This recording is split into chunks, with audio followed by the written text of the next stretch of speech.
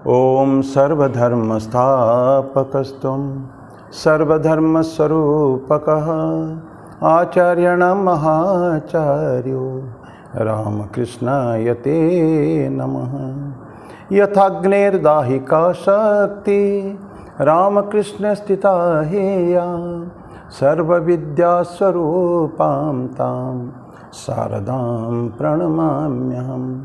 परतत्त्वे सदा लीनो रामकृष्णसमाज्ञया यो धर्मस्थापनरतो वीरेशं तं नमाम्यहम्। वीरेशं तं नमाम्यहम्। भगवान श्री रामकृष्ण देव, भगवती माँ शारदा जी और स्वामी जी को प्रणाम अर्पित करता हूँ और आप सभी को मेरा प्रणाम। आज भगवद गीता से पहले एक छोटा सा भगवान शिव के ऊपर गाएंगे भजन। हे चंद्रमौली हे चंद्रशेखर, हे चंद्रमौली हे चंद्रशेखर, हे शंभो त्रिलोचन, हे संकट विमोचन, हे त्रिपुरारी अर्चन। जय जय हे शंकर, हे भस्मांग सुंदर, हे पशुपति हरिहर।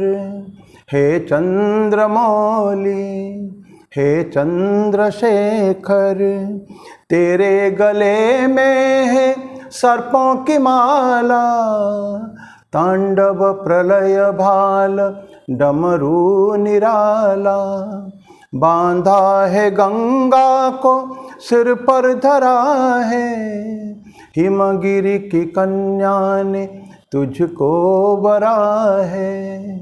हे चंद्रमौली हे चंद्रशेखर, हे शंभो त्रिलोचन, हे संकट विमोचन, हे त्रिपुरारी अर्चन। जय जय हे शंकर, हे भस्मांग सुंदर, हे पशुपति हरिहर। हे चंद्रमौली हे चंद्रशेखर, तू है महादेव त्रिभुवन विजेता, कैलासवासी तू युग का प्रणेता। गंधर्व किन्नर तू सर्पों का राजा, तू काम का काल नंदी विराजा। हे चंद्रमौली हे चंद्रशेखर, हे शंभो त्रिलोचन, हे संकट विमोचन, हे त्रिपुरारी अर्चन। जय जय हे शंकर, हे भस्मांग सुंदर, हे पशुपति हरिहर। हे चंद्रमौली हे चंद्रशेखर।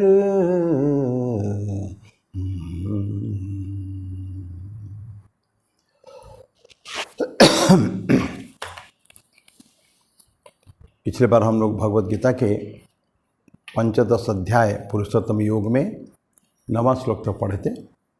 आज 10वां से शुरू करेंगे। 20 श्लोक टोटल इसमें हैं। पिछले बार जो हम लोग पढ़े थे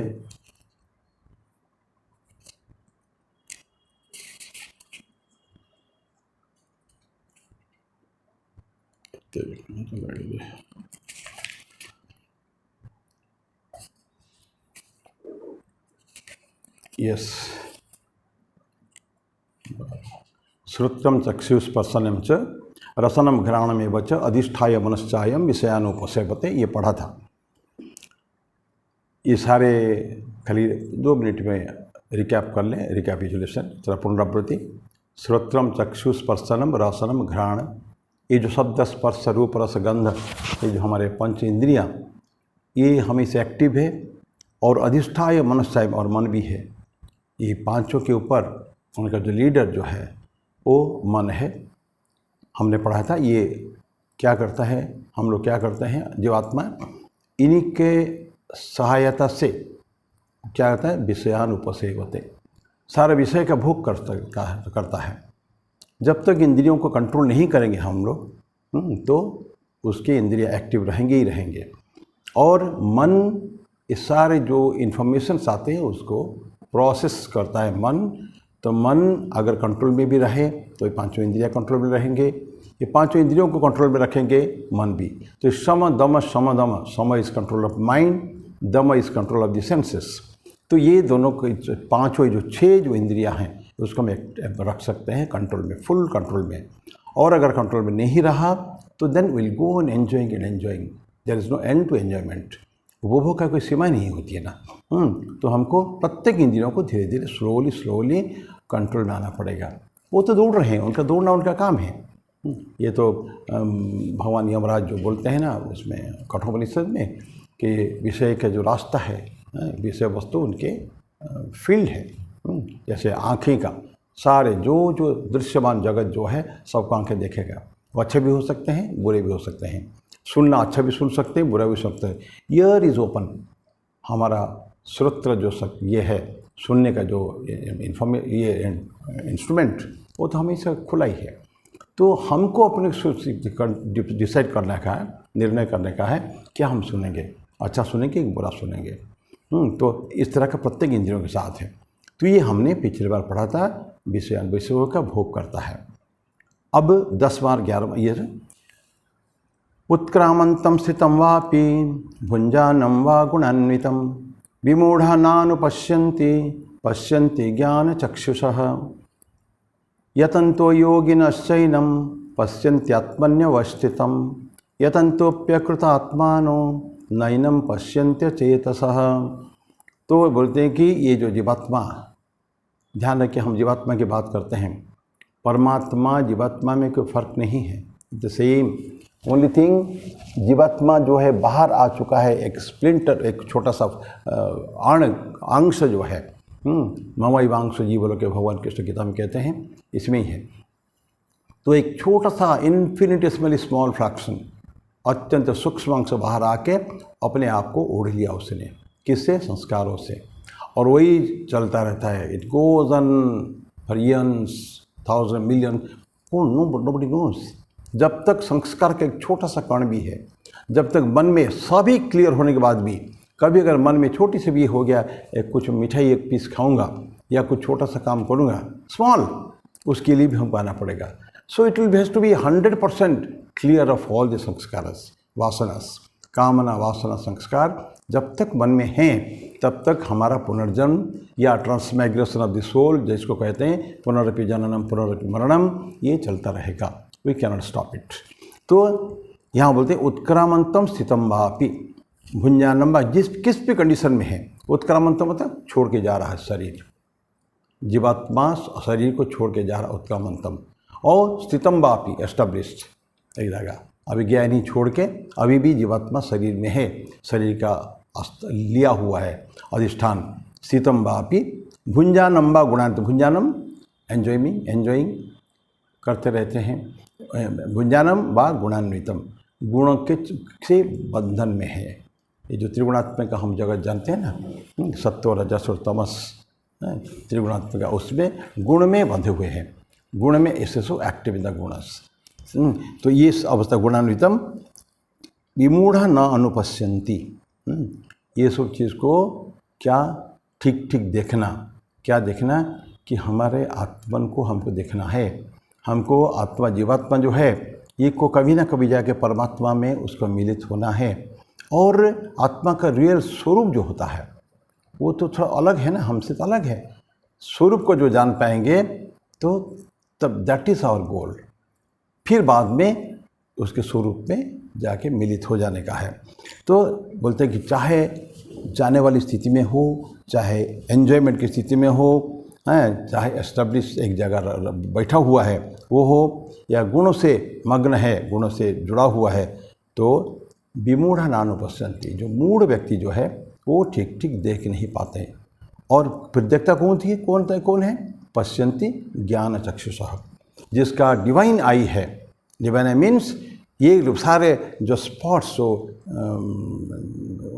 कलमस जो है, कालिमाएँ, जो अटैचमेंट्स है, वो दूर हो जाना चाहिए। तो बोलते हैं कि पश्यन्ति ज्ञान चक्षुषः, ज्ञान की चक्षु आ जाना चाहिए। ज्ञान चक्षु तब हुआ तो बहुत साधना, लंबी साधना के बाद ज्ञान चक्षु का क्या वो ज्ञान चक्षु हमको मिलता है हमको। तो बोलते विमूढ़ नानुपश्यन्ति पश्यन्ति ज्ञान चक्षुषो। तो विमूढ़ किसको बोलते हैं हम लोग? वो डेजिग्नेट करते हैं वो डेल्यूटेड मूढ़ है। क्या होता है वो? They are ignorant.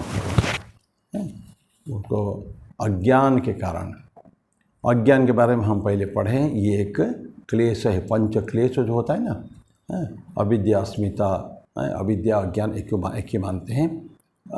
राग द्वेष अभिनिवेश, ये सब 5 बार क्लेश है, पतंजलि योग सूत्र में है ये। तो बोलते हैं कि ये विमूढ़ जो है ये अज्ञान के कारण है, ज्ञान का उदय नहीं हुआ है, इसलिए अज्ञान के अंदर है।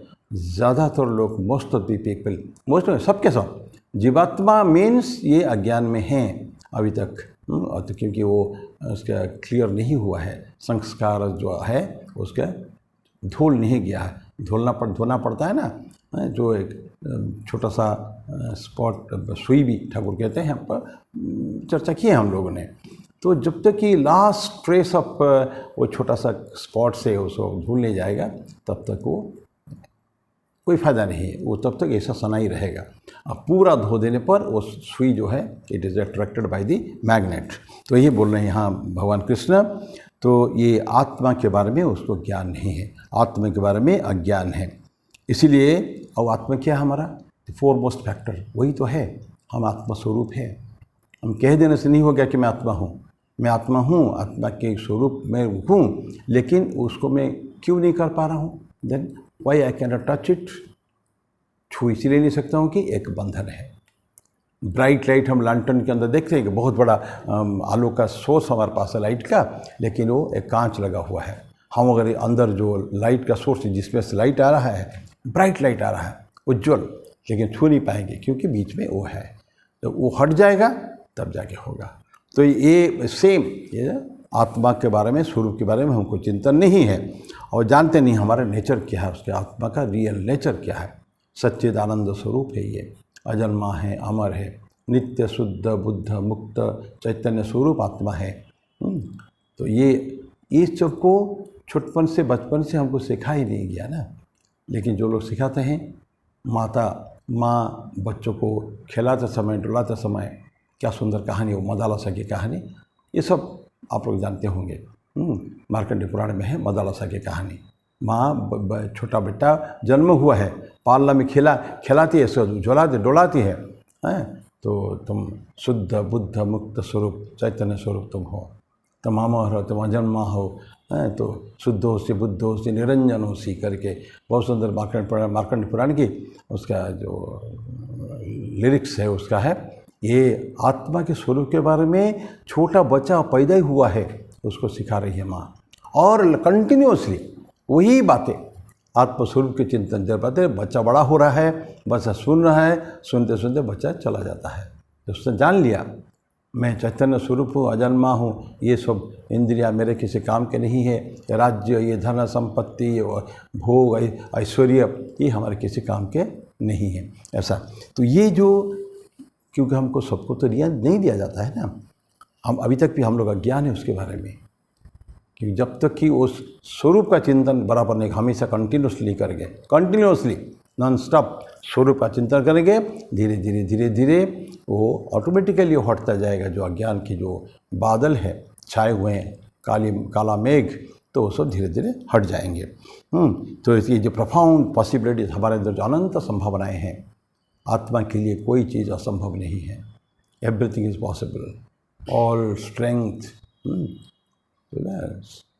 सर्वशक्तिमान, सर्व विज्ञान सब जानता है सब कुछ। तो ओमनीपोटेंट, ओमनिशिएंट, ओमनी प्रेजेंट, हर जगह उपस्थित है, हर कुछ जानता है और प्रचंड शक्तिमान है वो।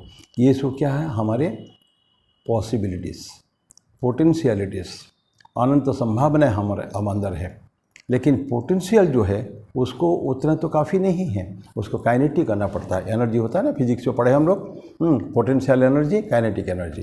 पोटेंशियल कहता है संभावना है, अंदर भरा हुआ है, लेकिन फिर उसको हम एक्सप्रेस नहीं कर पाते हैं। जब एक्सप्रेस करेंगे, जब इसका यूज़ होगा पोटेंशियल एनर्जी का, संभावनाओं को जब हम क्रियान्वयन करेंगे, तब जाके वो कार्य में हम कार्य कर पाएंगे। और उसका कोई वो ऐसे व्यक्ति के लिए कोई चीज़ असंभव नहीं है। तो ये भावनाएं हमारे मन में आए तो सारे संभावना के बारे में भी हम अनभिज्ञ हैं। अज्ञान क्या होता है कि आत्मा का स्वरूप, महान स्वरूप, उसके बारे में जानते भी नहीं है, और जो उसका सुप्रीम, उसका जो पावर है और हमारे संभावनाएं जो है, इसको हम लोग ठीक ठीक यूज़ करते नहीं है। करना कर क्या करते हैं तो सेंस खाली हम इंद्रिय भोग में पड़े रहते हैं। ठीक है, ये सब भगवान करते करो, पड़े रहो। तो ये जो मुक्त क्यों नहीं हो पाते हैं, हमको ये जो बंधन जो है, हम बंधन को हम लोग ठीक ठीक फील नहीं करते कि मैं आज बंधन में हूँ। और ईश्वर ने भी देखिए ये सब बनाए भी तो है। कठोपनिषद में यमराज जो कहते हैं कि बहुत सुंदर श्लोक है वो, परांचिखान्य व्यतृणत स्वयंभू तस्मात् परांग पश्यति न अंतरात्मन कश्चित धीर प्रत्यगात्मान ऐक्षत आवृत चक्षु अमृतत्व इच्छन। बोलते हैं कि परांचिखान्य व्यतृणत स्वयंभू, ये बोलते हैं कि स्वयंभू या ईश्वर जो है जब इंसान को बनाया या जीवों को बनाया, क्या क्या उन्होंने वो जानबूझ के डिफेक्ट रख दिया। जानबूझ के क्या रख दिया कि इंद्रियों को बहिर्मुखी कर दिया। ये शब्द स्पर्श रूप हमारे आंखें बाहर देखती है, कान बाहर ही सुनता है, अंदर नहीं। और स्पर्श हम बाहर करते हैं, सूंघते हैं बाहर और खाते हैं बाहर। तो जो पांचों इंद्रियां जो है ये भगवान ने उसको बनाया बहिर्मुखी, लेकिन उसमें से साधना के द्वारा कश्चित, कोई, कहचित, हजारों लाखों में कई एक व्यक्ति, सिंगुलर यूज़ करते हैं, एक वचन, कहचित, कह मतलब एक वचन में कोई एक व्यक्ति, कितने में से, लाखों में से, कश्चित, वो व्यक्ति साधना करते करते अमृतत्व की प्राप्ति के लिए उसने क्या किया, इंद्रिया जो बहिर्मुखी है उसका अंतर्मुखी कर दिया, आंखें बंद कर दिया, सब बंद कर दिया। बंद कर देने से केवल नहीं, खाली अगर बंद करके बैठ जाएंगे कोई फायदा नहीं है, उसको अंतर्मुखी करना पड़ेगा। We have to use it but inside, seeing inside, listening inside, tasting inside, सब कुछ अंदर है।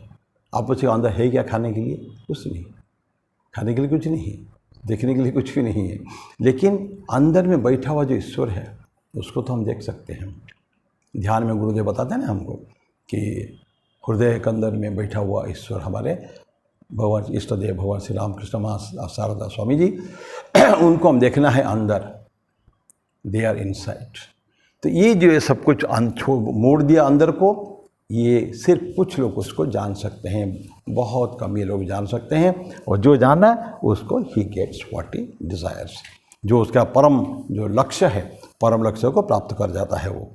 तो हम लेकिन बाहर उसको न जानकर गुड कंटैक्ट, बैड कंटैक्ट, कोई हाँ अच्छा लगता है, स्पर्श अच्छा, बहुत सुंदर स्पर्श मुझे हुआ, और ये बड़ा गलत चीज़ है, ये खाना अच्छा नहीं रहा, ये खाना बहुत अच्छा है, इस तरह के जो डिस्टिंक्शन करते हैं हम, किसके बारे में? इंद्रिया का बाहरी जो प्रवृत्तियां हैं उसके बारे में करता है। तो ये जो डिफेक्ट को लेके हम लोग चलता है, तो ये कॉग्नाइज ठीक ठीक पहचान नहीं सकता है। और सही पहचान क्या है, और इसी के कारण हम लोग जो भी कष्ट पा रहे हैं ना जीवन में, जितना दुख कष्ट पा रहे हैं, इसी के कारण है। तो फिर ऐसा करते करते शरीर से बाहर निकल जाता है जीवात्मा, फिर आता है, तो इस तरह का चक्र चलता रहता है। और बोलता है कि cognising the self, self capital S, self, आत्मन को पहचानना है। और जो ठीक ठीक आत्मन को पश्यति सब, यह पश्यति सपश्यति, इस तरह के ये जो टर्म भगवद गीता में कई बार आ चुका है और ग्रंथ में आता है। जो इस बात को देखता है वो ठीक देखता है। यह पश्यति क्या, यही हमारे आत्म तत्व की जो ठीक ठीक पहचान पाते हैं, तो जाके हम ठीक ठीक पहचाना उसने, otherwise he doesn't see anything. विमूढ़ा नानुपश्यन्ति अपश्यन्ति ज्ञान चक्षुषा, कौन है? जिसका आई हैव विजडम, साधना के द्वारा ज्ञान को जिसका प्राप्त हो गया है, प्राप्ति हो गई, तो वो व्यक्ति ठीक ठीक देखता है। भगवान श्री रामकृष्ण देव एक छोटा सा उदाहरण देते हैं इसके बारे में। तो ऐसे ईश्वर सभी का तो है ना, हम जानते हैं। थ्योरेटिकली, इंटेलेक्चुअली वी नो कि हमारे अंदर ईश्वर बैठा हुआ, कण कण में बैठा हुआ, और ईश्वर ने बोल भी दिया है। कपिलोपदेश में, भागवत में है कि कपिल भगवान जो है वो माँ देवहूति को बोलते हैं, अथमाम सर्वभूतेषु भूतात्मानं कृतालयम, मैं अपने आप को हर एक व्यक्ति में एक मंदिर बना के उसमें मैं अपने आप को स्थापित कर दिया, तुम वहाँ पूजा करो। और कैसे पूजा करो आगे बताते हैं माँ देवहूति को, बहुत सुंदर कपिलोपदेश भागवत में है। तो ये ईश्वर है, ईश्वर सर्वभूतानां हृदय से अर्जुन तिष्ठति, भ्रामयन् सर्वभूतानि यंत्रारूढ़ानि मायया। भगवान कृष्ण गीता में कहते हैं कि ईश्वर सर्वभूतानां हृदय से अर्जुन तिष्ठति, अर्जुन प्रत्येक व्यक्ति के हृदय में भगवान बैठा हुआ है। और क्या करता है? भ्रामयन्, घुमा रहा है सब चक्कर का, हम चक्कर खा रहे हैं, पता नहीं चलता भगवान हमको घुमा रहे हैं। कहाँ? अनंत योनि में घुमा रहे हैं, 84 लाख योनि में घुमा रहे हैं। घूमो, मजे लो, खूब बाहर के मजे खूब लो, ऐसा ईश्वर बोल दिया है। भ्रामयन् सर्वभूतानि यंत्रारूढ़ानि मायया, अपनी माया के द्वारा घुमा रहे हैं और हम घूम रहे हैं, समझ नहीं पा रहे कि हम घूम रहे हैं, कब से घूम रहे हैं। तो भगवान श्री राम कृष्ण देव बोलते हैं कि ये मनुष्य जो है ना, शरीर सब एक तकिया है, तकिया पी लो, गिलाफ होता है, एक खोल हमारे आत्मा के ऊपर एक खोल है। और बोलता है कि इंसान, यहाँ बोलते हैं कि इंसान के तकिया है, अलग अलग तकिया है, काला कलर, लाल कलर और नीला और हरा और सफ़ेद, विभिन्न कलर की तकिया है।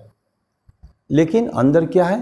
वो कटन, रुई कहिए, जो भी आजकल फाइबर भर देते हैं, तो तकिया, लेकिन अंदर मटेरियल सेम है, लेकिन बाहर देखते हैं हम दूसरा, उससे कोई फर्क नहीं पड़ता।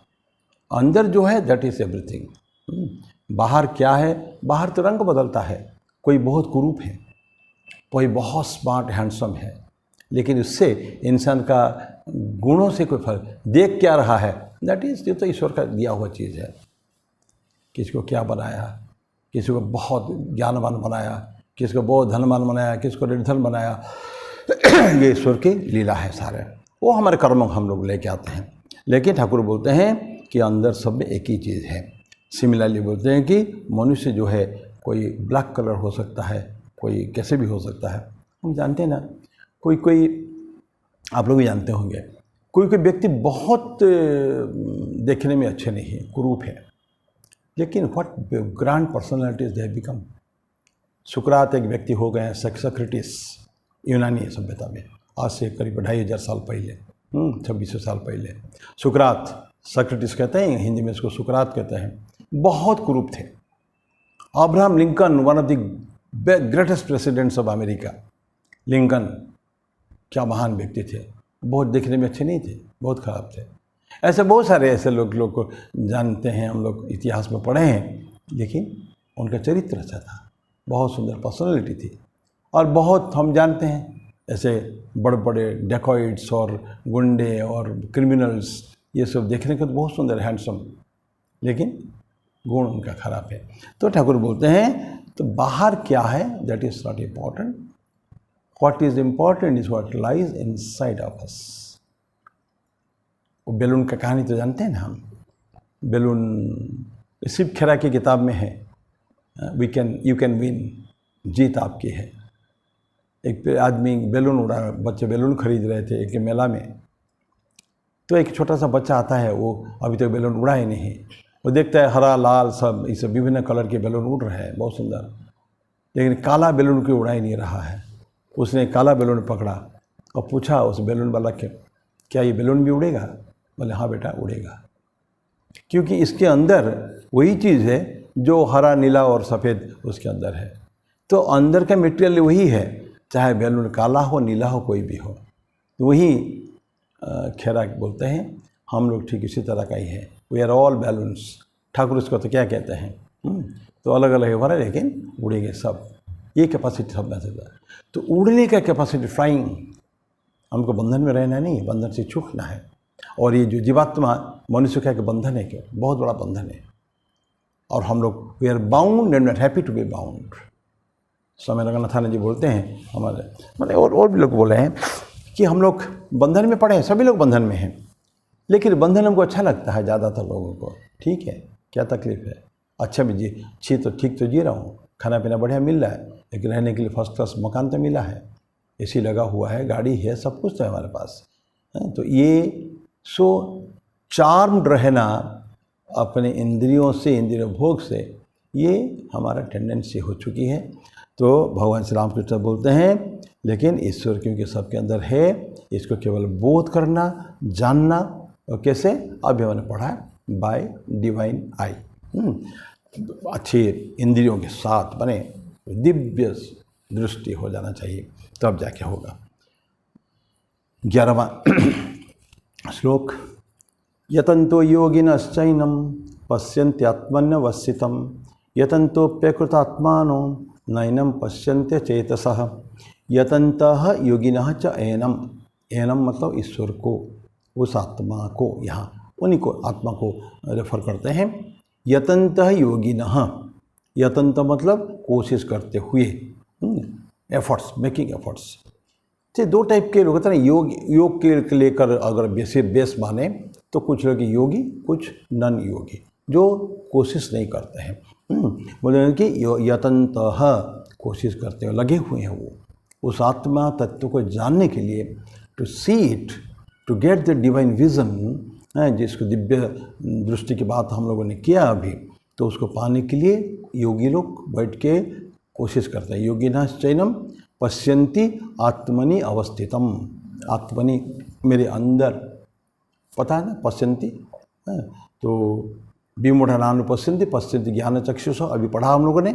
तो पश्यन्ति आत्मनि अवस्थितम, कहाँ देखते हैं उसको, कहाँ आत्मा है, आत्मा अंदर ही है, अंदर है, आत्मनि अवस्थितम। यतंत अपि अकृतात्मानो नैनम पश्यन्ति अचेतसः, यतंत अपि कोशिश करते हुए भी, अकृतात्मान जो अपने आप को कंट्रोल नहीं किया, आत्मना ठीक अपने आप को कंट्रोल नहीं किया अभी तक, यतंत कोशिश करते हैं। कुछ लोग कोशिश करते हैं लेकिन अभी भी मन को ठीक से करना है, ध्यान करने के लिए गुरुदेव ने बोल दिया। 100 आदमी बैठे हुए उनके सामने, जो कुछ व्यक्ति एकदम उसको पकड़ लिया बातों को, एवं ठीक योग गुरुदेव के कहे हुए बातों पर अमल करते हुए वो कोशिश करता है और उनका माइंड भी रिफाइंड है, तो ये कृतात्मान है। ये क्या, अकृतात्मान हो, बोलते हैं कि यतंत अपि अकृतात्मान नैनम पश्यन्ति अचेतसः न एनम पश्यन्ति।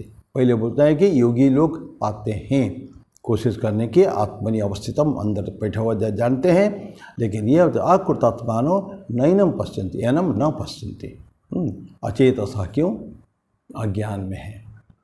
पहले बोला था विजन नहीं है, अब बोलते हैं विजन भी नहीं है और अज्ञान अवस्था में है वो। अचेतसः, चेतसः चैतन्य मतलब जड़, चैतन्य शक्ति, और जो अचेतसः मतलब जड़ हो गए बिल्कुल, वो शक्ति नहीं, कुछ भी पावर नहीं, अंदर पता नहीं। ये 11वां श्लोक है। बोलते कि दोनों प्रकार योगी जो है, योगी हो नॉन योगी हो, बैठे हैं वो लोग। कुछ लोग अपने माइंड को फुल्ली कंट्रोल में कर लिए हैं और कुछ लोग मन को ठीक कंट्रोल में नहीं कर पाते हैं, ऐसा होता है। तो ऐसा, लेकिन जब कोशिश करेंगे ना, मेहनत करना पड़ेगा, ऐसे कभी भी आत्म तत्व की प्राप्ति नहीं होती है।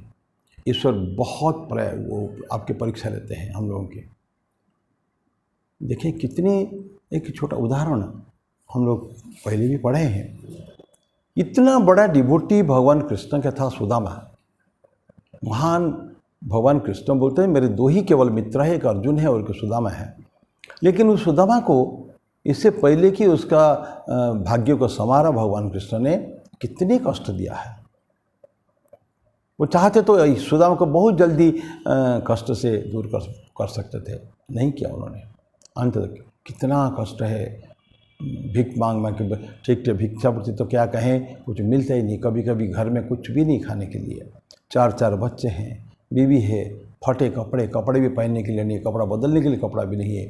माँ फिर वो जाता है, सुदामा का एक फ्रेंड था ना चक्रधर करके, चक्रधर वो राजा के खूब चापलूसी करता है और उसको पैसा खूब मिलता है, पालकी में घूमता है, घर बढ़िया है, खाने पीने की कमी नहीं। तो चक्रधर उसका बहुत मित्र है। चक्रधर आके सुदामा की वाइफ को बोलता है कि वसुंधरा को कि आप तो भाभी आप जरा बोलिए सुदामा को कि जाके थोड़ा मेरे जैसा कुछ कर लें। बढ़िया गाना गाता है, रचना करता है, पद्य रचना करता है, तो थोड़ा सा राजा को अगर सुना देगा 2 शब्द अच्छा, तो पैसा मालामाल। मना करता सुदामा। लेकिन बहुत वसुंधरा की वाइफ बोलने के बाद जाता है, एक बार जाता है, और लेकिन जो गाना गाता है वो सब ईश्वर का, भगवान कृष्ण की लीला उनके बारे में बोलता है।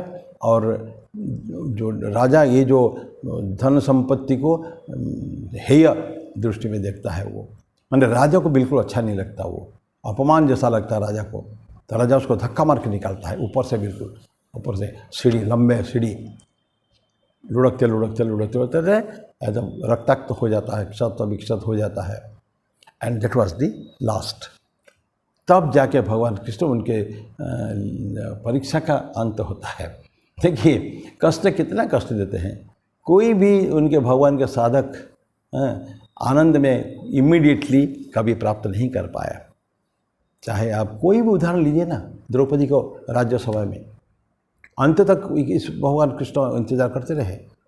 वस्त्र उनको पहले भी दे सकते थे, इतना ज़्यादा तकलीफ उठाना नहीं पड़ता था। खींचते जो शासन खींचते ही जाता है। लेकिन जब दोनों हाथ छोड़ के जब बोल दिया कि हे प्रभु तुम ही हमारे रक्षक हो, तब भगवान कृष्ण एकदम, फिर तो हम जानते हैं कपड़ा ही कपड़ा। या गजेंद्र मोक्ष में देखिए कई दिनों तक, कहते कि कई महीनों तक चला वो युद्ध चला, लेकिन जब ठीक ठीक पुकारा उसने, फूल एक लेके गजेंद्र जो है वो जो पुकारता है ईश्वर को देख के, तब ईश्वर आता है, बिल्कुल शंख चक्र गदा पद्म लेके आ जाते हैं। तो ये सब उदाहरण है। ये तो जानवर के उदाहरण भी है, मनुष्य के उदाहरण भी है, भक्तों का उदाहरण है कि उनको कुछ करना पड़ेगा, एफर्ट्स करना पड़ेगा, मेहनत करनी पड़ेगी। तो ऐसा है। तो भगवान कृष्ण दो टाइप को बोले हैं, अचेतसः और एक योगिनश्चैनम, जो योगी ठीक ठीक देखता है, पश्यन्ति अपने अंदर आत्मनि अवस्थितम। दोनों के बीच में थोड़ा का फर्क है। थोड़ी देर करके फिर बंद करेंगे हम आज का। बोलते कि ये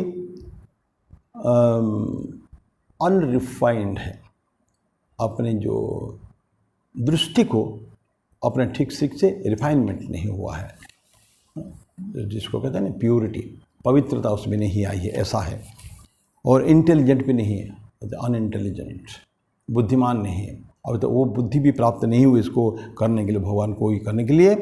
तो जिसको पता भी नहीं, ज्ञान नहीं है, बुद्धि भी नहीं है, वो गलत रास्ते में जा रहा है। जाता तो साधना तो करता है, करने का प्रयास तो करता है, लेकिन वो गलत रास्ते में प्रयत्न करता है, रॉन्ग वे में जाता है। तो अपने आत्म तत्व में, आत्म की समझ के संबंध में वो अभी तक भी एस्टेब्लिश स्थित नहीं है। ठीक ठीक एक जगह जो बैठ गया तो बैठ गया, बिल्कुल आसन जमा के, ऐसा भी नहीं है। क्या कहते हैं, फ्लिकरिंग माइंड होता है ना, फिकल माइंडेड जिसको कहते हैं ना, इस तरह का है। और थोड़ा इगोइज्म भी है। इस तरह कई लोग हैं कि इगोइज्म, अहंकार, आध्यात्मिक अहंकार, बड़ा खतरनाक आध्यात्मिक अहंकार। मैं ऐसा हूँ, अपने आप को बड़ापन दिखाना है, कुछ नहीं अंदर, लेकिन बड़ापन दिखाना। मेरे को जानते नहीं हो, मैं साधना करता हूँ, साधना को दिखाएंगे। राजसिक साधना जो होता है ना, राजसिक साधना दिखा के, ठाकुर का बड़ा सुंदर डिस्क्रिप्शन वचनामृत में है। तो कैसे कैसे दिखाते हैं, काम करते, ठीक है, साधना में करने का प्रयास करते हैं, लेकिन काम कम, दिखावा ज़्यादा। लोग देखिए, लोग ईश्वर को की साधना को दिखाने की जरूरत नहीं पड़ती है। सब कुछ छुप छुप के, सात्विक भक्त जो होते हैं सब कुछ छुप के करते हैं, नथिंग टू शो आउटसाइड। क्योंकि ईश्वर के साधना तो हम ईश्वर को दिखाएंगे। व्हाट एवर यू डू, जो भी हम करेंगे सच्चे दिल से, भगवान तो देखते ही सब कुछ। कहते हैं कि वो चींटी के पैरों की घुंघरू की आवाज़ भी भगवान सुन लेते हैं। सीधे डिस्क्रिप्शन, चींटी एक छोटा सा जीव, उसकी भी पैर, उस पैर में घुंघरू भी बांधा हुआ, और घुंघरू की आवाज़ भगवान सुनते हैं। मतलब you don't have to do anything, you just do in with a good heart, pure पवित्र हृदय के साथ हम करेंगे, ऑटोमेटिकली सब कुछ ठीक हो जाएगा। उसके लिए कुछ सोचने की ज़रूरत हमको बिल्कुल नहीं है। तो ईगोइज़म, स्पिरिचुअल ईगोइज़म कभी भी नहीं रहना चाहिए। तो उनका हृदय में कभी नहीं चाहिए। प्राइड भी है, अहंकार भी है। तो अहंकार, ईगोइज़म भी हो गया, और एक गर्व, ये भी, ये सारी चीज़ आध्यात्मिक मार्ग में बाधक है। हमको आगे लेके नहीं जाते हैं, पीछे खींचते हैं हमको। चुपचाप रहें, साइलेंटली जो भी हम करें सब कुछ अंदर में करें और दिखाने की ज़रूरत नहीं है। ईश्वर को प्रार्थना अंदर में ही करें तो फिर उसमें कोई तकलीफ नहीं है। तो प्राइड एंड कंसीट होता है उसमें, तो ये सब हमको दूर जाना चाहिए। ये आध्यात्मिक साधक के लिए ठीक नहीं है। तो ऐसे व्यक्ति को आई ऑफ विजडम नहीं आता है। और योगी जो क्या करते हैं, वो जो रियल योगी क्या करते हैं, उनकी बात अलग है। योगी वो अपने आप को एंगेज करके रखा है, हमेशा मनसा वाचा कर्मणा अपने आप को एंगेज किया है, और अत्यंत ह्यूमिलिटी के साथ, ह्यूमिलिटी विनम्रता, नम्र स्वभाव, वो कुछ करने की ज़रूरत नहीं है उसको, कुछ नम्र स्वभाव होता है। इसको थोड़ा क्विक क्लिक कर लेते हैं। सभी के वेलफेयर देखता है, वो सारे जगत कल्याण के बारे में सोचता है, और अत्यंत काम को ठीक ढंग से करता है, अब लोक जन कल्याण के लिए। ईश्वर की तो सारे संसार उन्हीं की है। तो ईश्वर की सेवा मतलब भगवान स्वामी जी बोले जो है कि वर्शिपिंग गॉड मीन्स जिसको सम्मान दिखाए ईश्वर के, तो सम्मान दिखाएं किसको, पूजा किसकी करें, ईश्वर की जो क्रिएशन है, सृष्टि है, उनको हम करें, और अत्यंत ह्यूमिलिटी के साथ, विनम्रता के साथ, और अपने दैनंदिन जो उसका जो क्रियाकर्म है उसको ठीक करें, वो परफेक्शन, पूर्णता के साथ। क्योंकि साधना एक अलग पक्ष है, और जगत का जो यह है उसका प्रपंच, क्या परमार्थ और प्रपंच कहते हैं ना, परमार्थ आध्यात्मिक साधना, प्रपंच भाई एक गृहस्थ को तो सारे कर्म तो है, संसार के कर्म तो है, और संसार के कर्मों को अत्यंत निष्ठा के साथ वो उसको करता रहेगा, परफेक्शन। और किस भाव से करेगा, service to the humanity is service to the lord, इस भाव से मैं जो कुछ कर रहा हूँ, यद्यत करोमि सकलम, तुम ये सब परस्मै, और नारायणायति में समर्पयामि, हम जो शांति मंत्र पढ़ते हैं इसमें है। और उसका सर्विस जो है लॉर्ड के प्रति अत्यंत भक्तिभाव से उसको कार्य करता है, और आत्म के प्रति वो बिल्कुल सजग है, और अपने विल कुछ नहीं है, सब कुछ ईश्वर इच्छा, प्रभु प्रीत्यर्थ सारे के काम करना है। तो मेरा कुछ नहीं ना, आई एम नथिंग, सकल ही तुम्हारी इच्छा वही तारा तुम्हें। तो ये भगवान के यंत्र स्वरूप उन्हीं के काम उन्हीं के लिए करता हूँ, और उन्हीं के द्वारा जो दिया हुआ मेरे को जो कुछ धन संपत्ति whatever is there, it's not for me, all सब कुछ ईश्वर के लिए समर्पित है। तो ये भावना है। तो उसको मैं अभी मेरे वाणी को ही विराम देता हूँ। अगले बार फिर इसके बारे में चर्चा करेंगे थोड़ा सा, तो इसको करके आगे बढ़ेंगे। फिर बहुत सुंदर अध्याय तो है, लेकिन क्या है, साधना का पक्ष है। ठीक समझकर हम अपने जीवन में उसको पालन करेंगे तो अपना ही कल्याण है, आत्म कल्याण ही है, ईश्वर का उसमें कुछ नहीं है। तो मैं मेरी वाणी को ही विराम दूँ। अगले बार मिलेंगे बुधवार को। ओम शांति शांति शांति। हरि ओम तत्सत। श्री राम कृष्णार्पणमस्तु।